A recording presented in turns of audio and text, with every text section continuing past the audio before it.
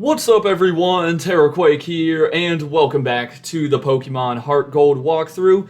In the last episode, sorry my nose is itchy, in yesterday's episode, we took a little bit of a detour after becoming the champions, and we caught two of the three legendary beasts, Entei and Raikou. Of course, Suicune will have to be saved for a little later on, but now that that detour is over with, we can continue with the real post-game here in Pokemon Heart Gold. So you saw in yesterday's episode, our mom came and told us that Professor Elm has something for us. So the first thing you're going to want to do is head right on over to his lab and go ahead and see what he has for us. And it is actually an SS ticket.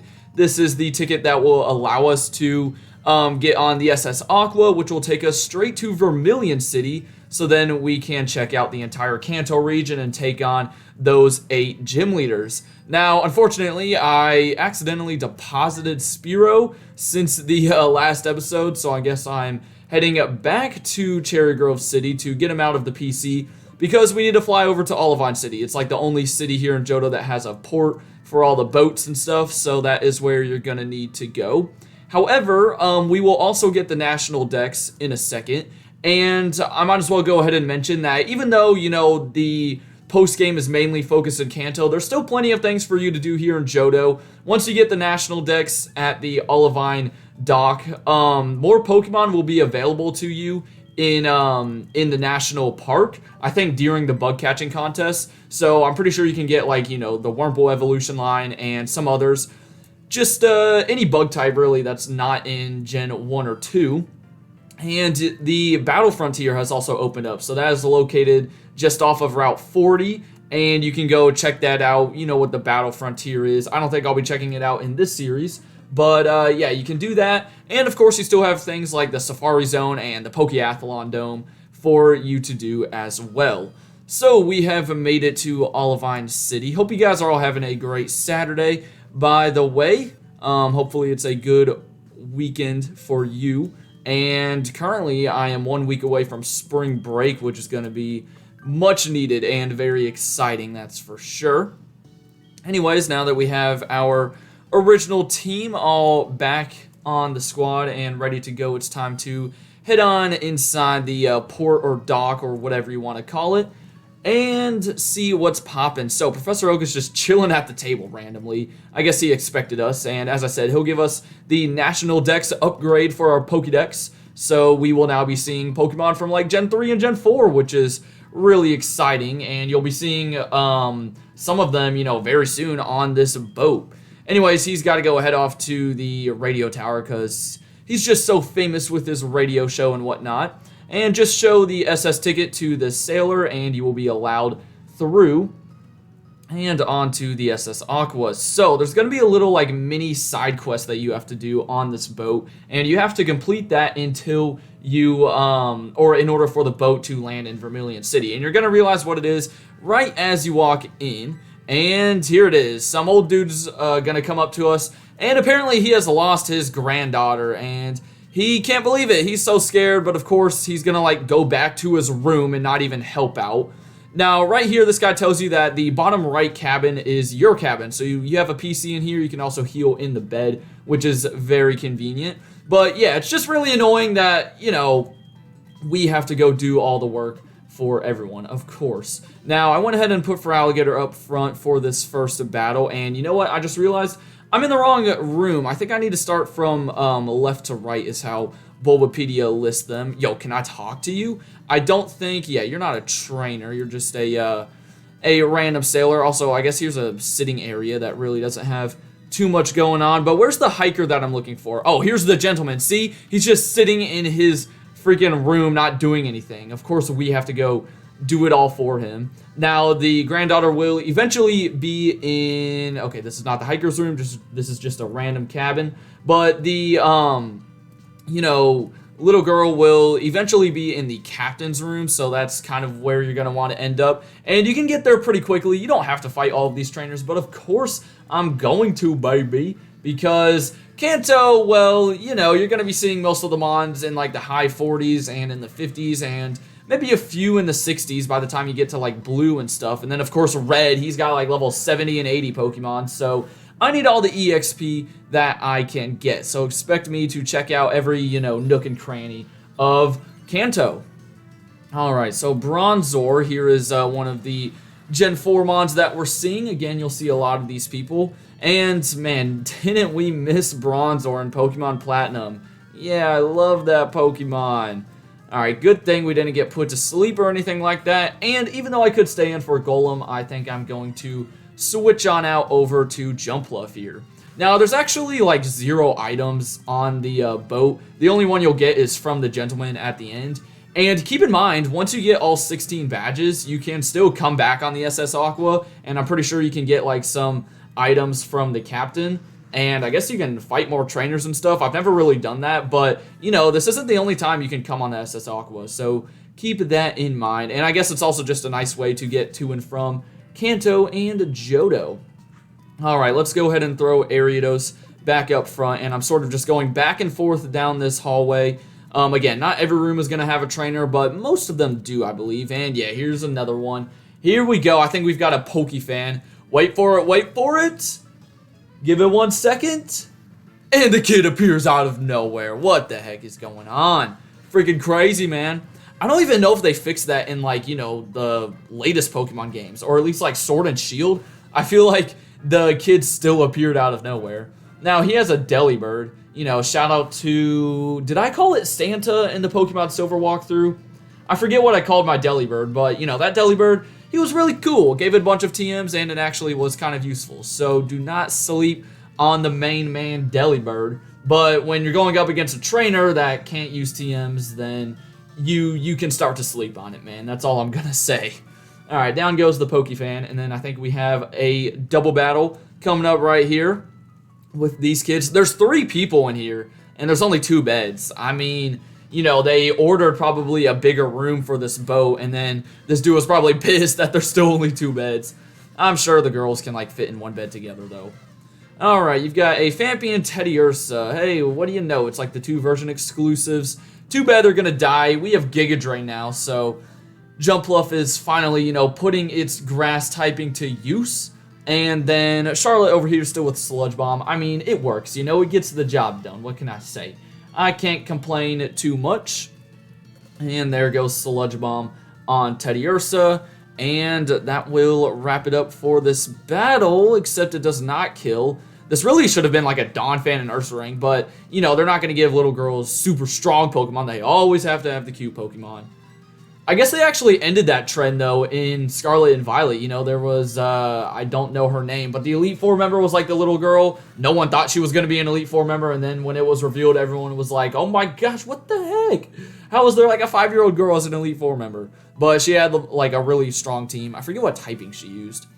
Anyways, Jumpluff got to level 45, so yeah, throughout the post-game, we will slowly just be working our way up. I mean, I feel like by the end, my Pokemon will probably be in, like, the mid-50s. Maybe, like, 55 at the highest. I don't know. I'm not expecting it too much. So, let's go back to the right side of the hallway and continue on taking some people. Well, there's no one in this room. Actually, I think there's only, one more guy that we can fight on this floor for now. This sailor right here, remember where he is. Right now, he's sleeping. Well, he says he's awake. He's really sleeping, but we're going to have to come back there in a second, and you will see why. So, the room that I went in for a second and then left, we are now back to that and taking on Fire Breather Lyle. Alright, now that I have healed up in the bed, it is time to move on along. That guy had 2 Coughings and a Flareon. One of the Coughings freaking blew up in my face, which was not very polite. Okay, so we want to head down to the lower deck now, and yeah, this is where you're going to want to go to progress as quickly as you can. Now, I'm going to go to the left first, and that's because there's a bunch of beds, and also a dude that's throwing up in the trash can. Yeah, he's going to battle us, but he's having a tough time, apparently, so that's not a good thing. Juggler Fritz here, who has a Mr. Mime. Always a risky game, with a bug poison type going up against a psychic type, but Psychic missed. Wait, oh, but we missed. Come on. That's so annoying. Hold on, doesn't a Psychic have 100 accuracy, though? I don't know what ability... Well, no, Mr. Mime doesn't have an ability like Hustle, and I don't think Ariados has an ability that, like, lowers the opponent's accuracy, so I have no idea. Or did I give it like the bright powder or something? I can't remember. That could have been why it missed. Anyways, I'll take it. I guess we're just gonna, switch out and look at that. Let Rubble go to work with a single bite. But yeah, I don't know if I'd want to be fighting this guy if he like just threw up. And I don't think if I was this guy, I would have agreed to doing a fight because, come on, like, you just got done getting seasick and you're supposed to go straight into a Pokemon battle and have to, like, focus and whatnot. That is probably not the best idea, my friend. Okay, so we are very soon going to be getting Psychic for Espeon. I cannot wait till we get it. For now, we're still stuck with Psybeam, which gets the job done here against Machoke, but against Bruno, we could have used a stronger move. I mean, we got through it in the end, though, so it doesn't matter. And then you have a Magmar. I'm actually going to go out to Rubble for this because if you remember, Granbull has Earthquake. I sort of feel bad. I didn't really use, like, Granbull or Ariados too much in the Elite Four, but, I mean, they just didn't have too many good type matchups, and really Ariados is, like, weak to a lot of the flying and psychic types in there, so there wasn't too much I could do, man. And hopefully we do not Earthquake ourselves. Not sure how we would do that. I feel like Earthquake should be a move that just hits everyone, including the trainers, because, like, it's a freaking Earthquake. I just do not understand the logic there, but whatever. Oh my gosh, Fire Punch with a crit. And we hit ourselves. Of course, when I try to get Granbull some action, he just freaking doesn't do it. Like, why? Why, my boy? Why are you not being able to land a hit? Alright, so let's see if we can break through confusion. Probably not. I swear, I've said it before, but I feel like we have always stayed confused for the maximum amount of turns in this playthrough so far. Hey, we did snap out after 2 turns. That is like the first time that has happened. What do you know? It is a freaking miracle. Okay, so that will definitely kill Magmar, and we can move over to the right side of the room, but we're not going to be able to move too far, and you'll see why in a second. It has to do with the Sailor from earlier. So, let me go ahead and go towards the right, and there is, well, first, there's another Sailor right there. I'll take on this guy first.